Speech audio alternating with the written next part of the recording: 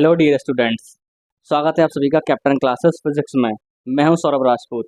जैसा कि आप जानते हैं, अब जो हम ये वीडियो सीरीज प्रोवाइड कर रहे हैं उसमें हम क्लास 12th के फिजिक्स के न्यूमेरिकल सॉल्व कर रहे हैं। जिन्होंने प्रीवियस न्यूमेरिकल नहीं देखे हैं, यहाँ पर आई बटन में आपको उनकी प्लेलिस्ट की लिंक मिल जाएगी या उनकी लिंक आपको डिस्क्रिप्शन में भी मिल जाएगी। और आज का हमारा टॉपिक है संधारित्र की धारिता जब प्लेटों के मध्य परावैद्युत पट्टियाँ अलग अलग रूप से भरी हों। ठीक है, यानी कुछ इस तरीके से होंगी जो एक ही संधारित्र है वो दो संधारित्र की तरह व्यवहार करेगा। ठीक है, यानी दो संधारित्र बन जाएंगे, उसी में श्रेणी क्रम होगा और उसी में समांतर क्रम होगा। ठीक है, जैसे कि आप देख सकते हैं, यहाँ पे एक डायग्राम बनाया भी हुआ है। चलिए पढ़ते हैं इस पर एक क्वेश्चन। चलिए, हाँ जी, तो क्वेश्चन है हमारे पास, किसी समांतर प्लेट संधारित्र की धारिता 2 माइक्रोफैरड है जबकि इसके प्लेटों के बीच निर्वात है। प्लेटों के बीच के स्थान को दो परावर्तांकों की बराबर बराबर मात्राओं में चित्र में प्रदर्शित दो विधियों से भरा जाता है।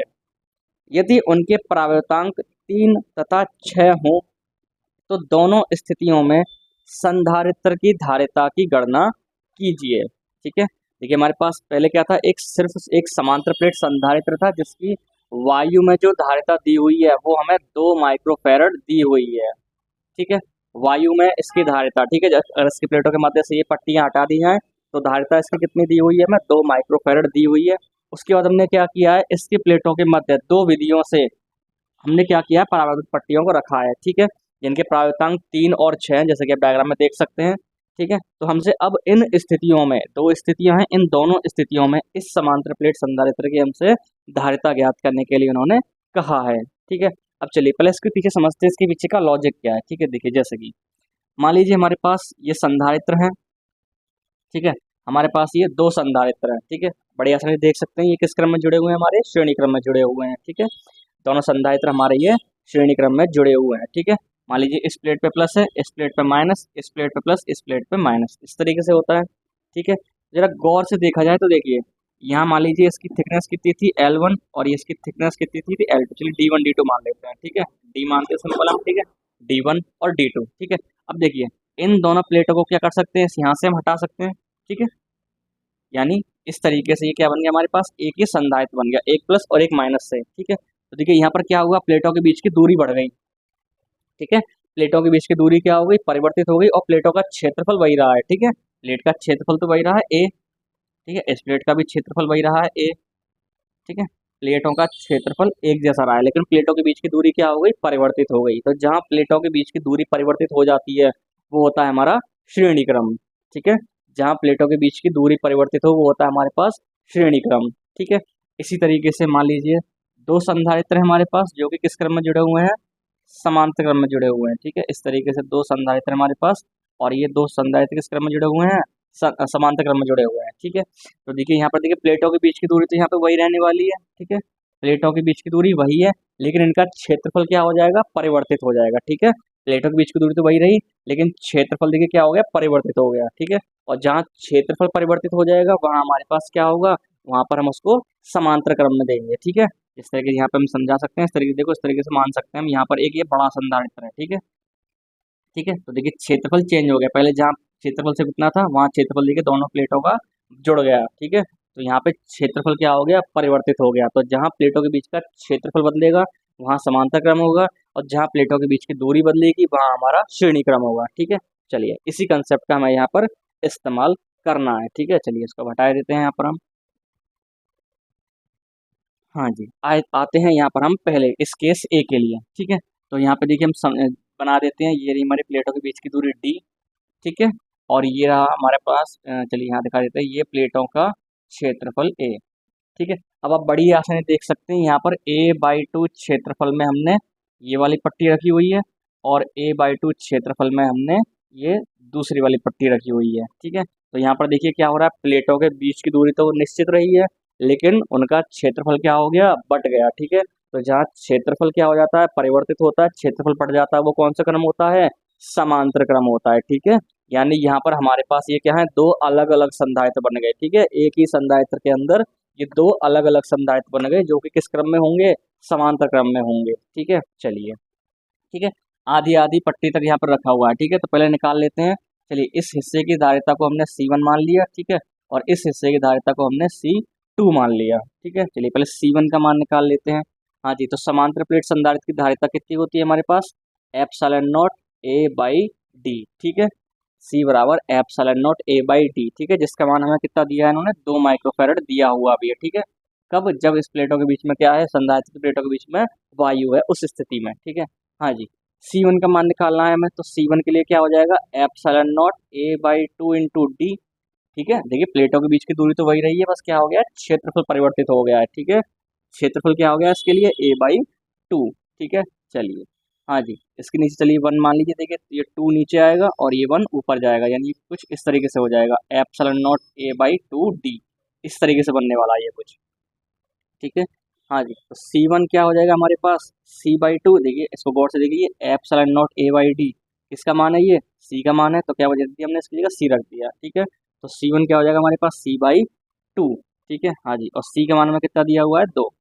ठीक है, तो 2/2 कितना आ गया इसका मान हमारे पास? 1। ठीक है, लेकिन यहाँ पे हमारे पास देखिए क्या रह गया? K रह गया। ठीक है, इसकी क्या हो गया इसका पास हमारे पास? इसकी प्रायोगिक भी तो है। ठीक है, K1। ठीक है, तो साथ में क्या आ जाएगा यहाँ पे? एक K1 और चलेगा। ठीक है, एक K1 और चलेगा। ठीक है, इसको चलिए हम K1 मान लेते हैं, इसको हम K2 मान लेते हैं। ठीक है, तो K1 का मान लगा दीजिए, कितना हो जाएगा हमारे पास? 3 माइक्रोफैरड। ठीक है, यानी इस संधारित्र C1 की धारिता कितनी आ गई हमारे पास? 3 माइक्रोफैरड। इसी तरीके से C2 की धारिता निकाल लीजिए। हाँ जी, C2 क्या हो जाएगा? K2 epsilon not. हाँ जी, देखिए इसके लिए एरिया कितना है? A/2, और प्लेटों के बीच की दूरी क्या है? D रही है। ठीक है, तो इसके लिए क्या हो जाएगा यहाँ से? K2 epsilon not A/2D। ठीक है, देखिए यहाँ से भी क्या बन जाएगा? ये एप्सिलॉन नॉट A/D। ठीक है, एप्सिलॉन नॉट A/D क्या बन गया यहाँ से? फिर से C। ठीक है, तो C2 कितना हो जाएगा हमारे पास? K2 into C/2। ठीक है, मान लगा दीजिए, K2 का मान कितना है हमारे पास? 6 है। ठीक है, C का मान हमारे पास 2 है, और यहाँ से हमारे पास ये 2। ठीक है, 2 से 2 कैंसिल हो गया, तो ये कितना आ गया हमारे पास? 6 माइक्रोफैरड। ठीक है, हमारे पास C1 और C2 के मान आ चुके हैं। ठीक है, हाँ जी, अब ये किस क्रम में है? समांतर क्रम में है। ठीक है, दोनों संधारित्र किस क्रम में है? ये समांतर क्रम में है। तो कुल धारिता निकालने के लिए क्या करेंगे? हाँ जी, तो संधारित्र की कुल धारिता, संधारित्र की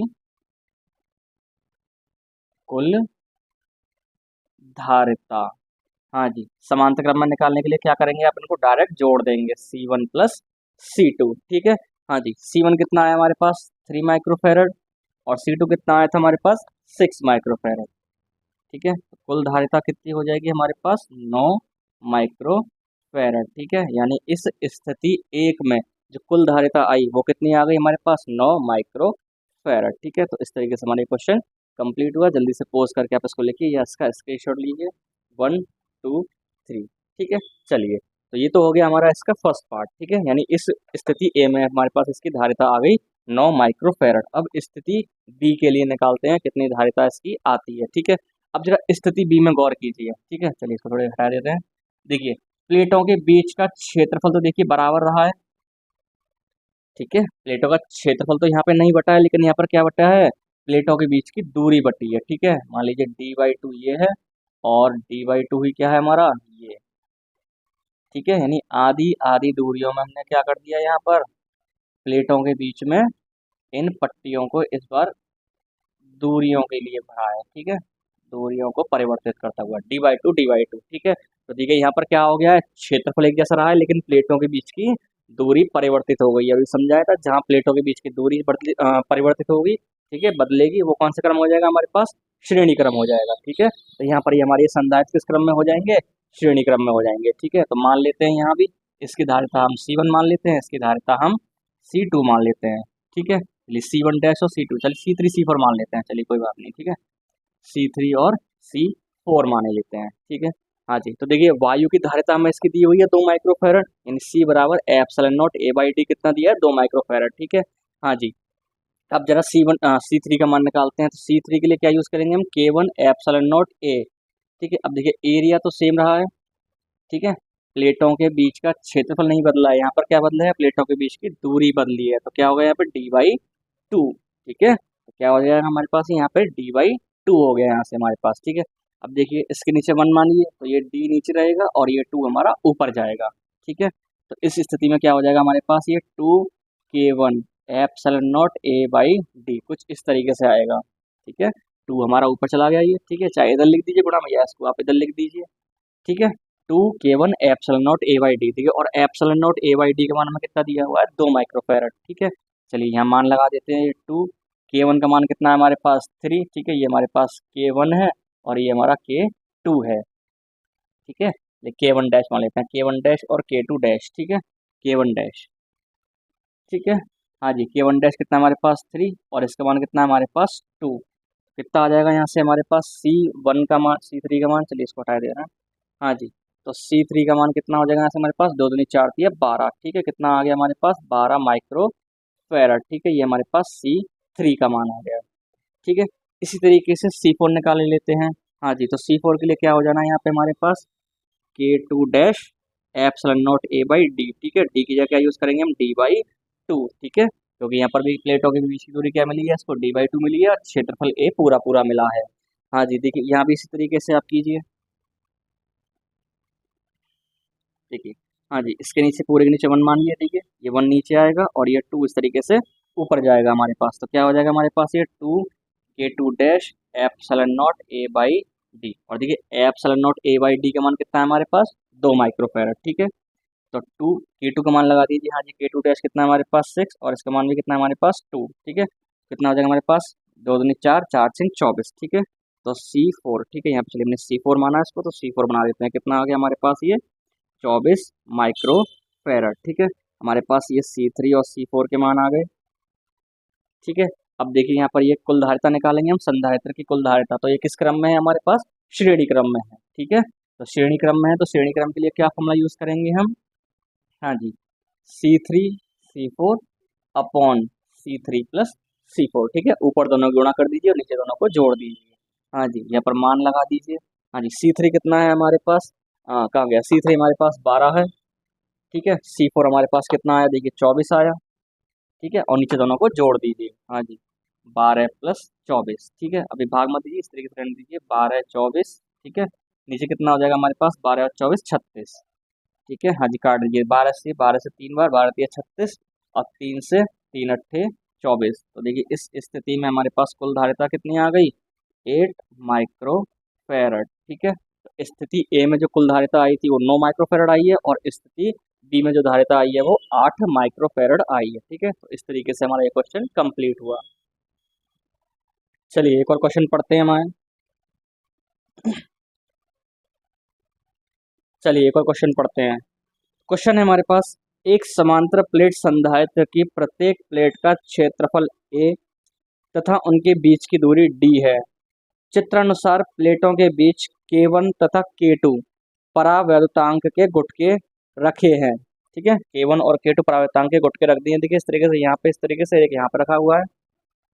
संधारित्र की धारिता ज्ञात कीजिए। ठीक है, तो आपसे क्या पूछा है, इस संधारित्र की धारिता पूछी है। ठीक है, यानी K1 परावैद्युतांक मान लीजिए एक गुटका इधर रख दिया। ठीक है, एक पट्टी इधर रख दी है, इसका परावैद्युतांक K1 है, और एक पट्टी इधर रख दी, इसका परावैद्युतांक K2 है। ठीक है, तो इस तरीके से हमारे पास क्या हो जाएगा, ये एक संधारित्र जो समांतर प्लेट संधारित्र था उसके अंदर 2 अलग संधारित्र बन जाएंगे। ठीक है, संधारित्र के अंदर ही क्या बन जाएंगे, 2 संधारित्र बन जाएंगे। तो हमसे पूछा है अब इस संधारित्र की कुल धारिता क्या होगी। ठीक है, चलिए करते हैं इस सवाल को। तो देखिए यहाँ पे देखिए सवाल, पिछले सवाल जो था उस सवाल में मैं हिंट दी थी। ठीक है, मतलब एक डाटा दे रखा था, मतलब वायु, यानी जब प्लेटों के बीच, यानी समांतर प्लेट संधारित्र की प्लेटों के बीच वायु थी तब हमें उसकी धारिता 2 माइक्रोफेरड दी हुई थी। ठीक है, यहाँ पे हमें ऐसा कुछ नहीं दिया हुआ है, तो हम सिंपल पहले इसको मान लेंगे। ठीक है, तो वायु में, ठीक है, वायु में संधारित्र की धारिता, हाँ जी, तो क्या हो जाएगी वो, C बराबर एप्सिलॉन नॉट A बट्टे D। ठीक है, epsilon not A by D, A क्या हो जाएगा, पूरा क्षेत्रफल हो जाएगा, डी प्लेटों के बीच की दूरी होगी। ठीक है, चलिए इसको हम समीकरण नंबर 1 नाम दिए देते हैं। ठीक है, हाँ जी, अब निकालते हैं C1 और C2 का मान। ठीक है, मान लेते हैं इस हिस्से की धारिता C1 है और इस हिस्से की धारिता हमारे पास C2 है। ठीक है, हाँ जी, तो C1 क्या हो जाएगा हमारे पास, K1 एप्सिलॉन नॉट A। ठीक है, ए देखिए कितना एरिया मिला है इसके लिए प्लेटों को, A/3। ठीक है, तो इसके लिए जो एरिया मिला है वो A/3 मिला हुआ है। ठीक है, प्लेटों के बीच की दूरी डी रही है। ठीक है, चलिए हाँ जी, तो ये 3 कहाँ आ जाएगा हमारे पास, नीचे। तो C1 का मान कितना आ गया हमारे पास, चलिए इधर लिख देते हैं। तो C1 आ गया हमारे पास K1 epsilon not A/3 D. ठीक है, K1 epsilon not A/3 D. ठीक है, बस हमारे पास इस C की जरूरत पड़ेगी नहीं वैसे। ठीक है, बस हमने सिंपल ऐसे लिख दिया। ठीक है, चलिए कोई बात नहीं, लिखा रहने देते हैं उसे। ठीक है, इसी तरीके से C2 का मान निकाल लेते हैं। ठीक है, हाँ जी, C2 क्या हो जाएगा हमारे पास, K2 एप्सिलॉन नॉट A। देखिए इसकी प्लेटों को कितना क्षेत्रफल मिला है, 2A/3, और प्लेटों के बीच की दूरी कितनी मिली है, D। ठीक है, हाँ जी, इसके लिए हमारे पास इतनी धारिता आ जाएगी। हाँ जी, तो देखिए थोड़ा और सॉल्व कर लेते हैं इसको। तो देखिए 3 कहाँ जाएगा, नीचे। तो क्या हो जाएगा, देखिए इस 2 को आगे लिख देते हैं। 2K2 epsilon not A/3 D. ठीक है, 2 को हमने आगे लिख लिया, 2K2 epsilon not A/3 D. ठीक है, अब क्या पूछा हमसे, इसकी कुल धारिता। अब समझाया था, देखिए प्लेटों का क्षेत्रफल बटा हुआ है। ठीक है, दूरी बराबर रही है। ठीक है, तो जहाँ क्षेत्रफल बढ़ जाता है वो कौन सा क्रम होता है, समांतर क्रम। ठीक है, तो क्या लिख देंगे हम, चूंकि C1 व C2 समांतर क्रम में हैं। ठीक है, C1 व C2 किस क्रम में है हमारे पास, समांतर क्रम में। डायरेक्ट जोड़ दीजिए सी नेट निकालने के लिए, C1 प्लस C2। ठीक है, हाँ जी, तो मान लगा दीजिए C1 का मान कितना है हमारे पास, K1 epsilon not A/3 D. ठीक है, इसी तरीके से C2 का मान लगा दीजिए, 2K2 epsilon not A/3 D. ठीक है, तो देखिए यहाँ से एप्सिलॉन नॉट A/3 डी दोनों की तरफ से क्या आ जाएगा, कॉमन आ जाएगा। तो एप्सिलॉन नॉट A/3 डी क्या आ गया, कॉमन आ गया। यहाँ से क्या बचेगा हमारे पास, K1 बचेगा, और यहाँ से क्या बचेगा हमारे पास, 2K2। ठीक है, देखिए आंसर तो वैसे हमारे पास यहीं आ गया हमारे पास। ठीक है, समांतर प्लेट, इस स्थिति में इस समांतर प्लेट संधारित्र की धारिता क्या हो जाएगी, epsilon not A/3 D into K1 plus 2K2। ठीक है, अगर मान लीजिए वायु की धारिता हमें C दे रखी होती, वैसे दी नहीं है क्वेश्चन में, मान लीजिए अगर वायु में धारिता C दे रखी होती तो क्या कर सकते थे आप, अब इस एप्सिलॉन नॉट A/D की जगह C रख सकते थे। ठीक है, एप्सिलॉन नॉट A/D की जगह क्या लगा सकते हैं यहाँ पे, आप 3 और लगा, C इसकी जगह C लग सकते थे। ठीक है, अगर वायु की धारिता आपको C दे रखी होती तो। ठीक है, फिलहाल दी नहीं हुई है तो आप इतना भी आंसर छोड़ सकते हैं। अगर दी होती तो इस आंसर को आप और थोड़ा सा बढ़ा सकते थे। तो C नेट क्या हो जाता है हमारे पास, इसकी जगह क्या लगा देते हैं आप, C। कितना हो जाएगा हमारे पास, C/3 K1 प्लस 2K2। ठीक है, तो उस कंडीशन में, उस स्थिति में हमारा आंसर ये हो जाता। ठीक है, फिलहाल अगर नहीं दिया हुआ तो आप ना भी लिख सकते, आप ना भी लिखें कोई बात नहीं, लेकिन आप लिखना चाहे तो उसको लिख सकते हैं। ठीक है, एप्सिलॉन नॉट A/3 डी। ठीक है, तो इस तरीके से हमारा ये क्वेश्चन कंप्लीट हुआ।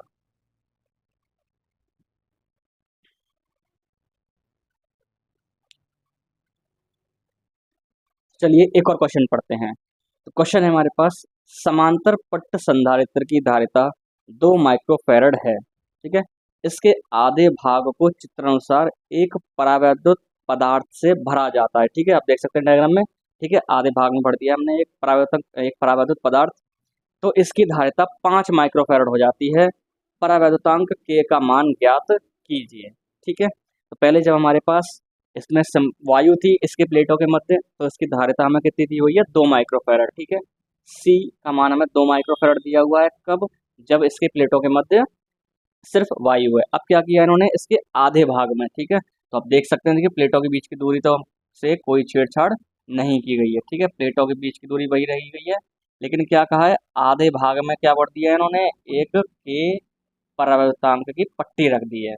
ठीक है, आधे भाग में मतलब आधे क्षेत्रफल में इसके एक के परावैद्युतांक का माध्यम रखा हुआ है, और आधे क्षेत्रफल में क्या है, इसके वायु है। ठीक है, तो अब जो इसकी धारिता आ गई है, ठीक है, चलिए C नेट बोल देते हैं, वो कितनी आ गई है हमारे पास, 5 माइक्रोफैरड। ठीक है, जैसे हमने क्या किया है, इसके आधे क्षेत्रफल में एक के परावैद्युतांक की पट्टी रखी है, तो इसकी जो धारिता है वो कितनी हो जाती है, 5 माइक्रोफैरड हो जाती है।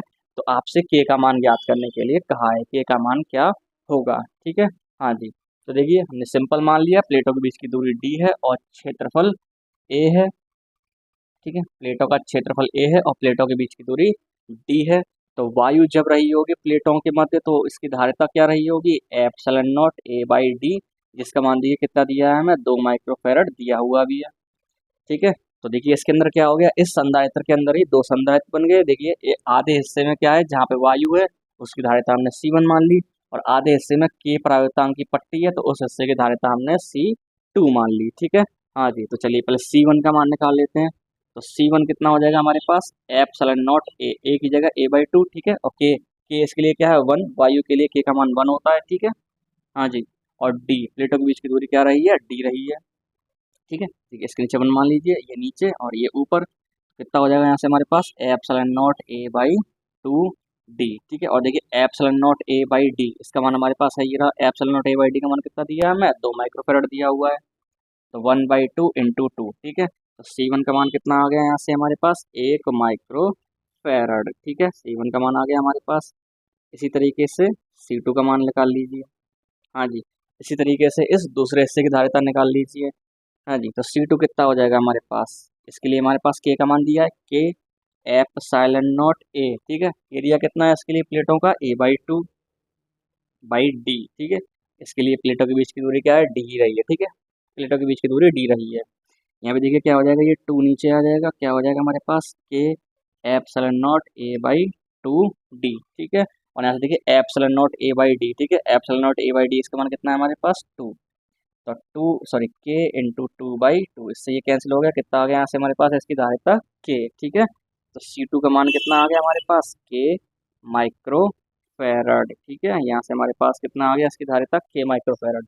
अब देखिए यहाँ पर क्या हुआ है, प्लेटों के बीच की दूरी तो वही रही है और क्षेत्रफल बदल गया, और जहाँ क्षेत्रफल बदलता है वो कौन सा क्रम होता है हमारे पास, समांतर क्रम। ठीक है, तो यहाँ लिख देंगे चूंकि C1 व C2 ठीक है किस क्रम में है हमारे पास, समांतर क्रम में है। ठीक है, और कुल धारिता कैसे निकालते हैं समांतर क्रम में, डायरेक्ट जोड़ के C1 + C2। ठीक है, और देखिए C नेट का मान इसने हमें दिया था। ठीक है, इन्होंने पहले कहा है जैसे ही हमने इसके आधे हिस्से में K परावर्तांक की पट्टी रखी है तो इसकी धारिता कितनी हो जाती है, 5 माइक्रोफेरड हो जाती है। तो C नेट का मान हमें 5 दिया हुआ है, और C1 का मान देखिए हमने निकाल चुके हैं कितना, 1। ठीक है, और C2 कितना आया था हमारे पास, K माइक्रोफेरड। ठीक है, ये माइक्रो का म्यू है। ठीक है, म्यू। ठीक है, माइक्रोफेरड है हमारे पास। क्लियर, हाँ जी, C2 का मान क्या लगा देंगे यहाँ पे आप, K। ठीक है, हाँ जी, यहाँ K लगा दीजिए। हाँ जी, 1 को उधर भेज दीजिए, 5 - 1, तो K का मान कितना आ जाएगा यहाँ से हमारे पास, 4। यानी इस परावैद्युत पट्टी की जो परावर्तांक होगा वो कितना होगा, 4। ठीक है, तो इस तरीके से हमारा ये क्वेश्चन कंप्लीट हुआ।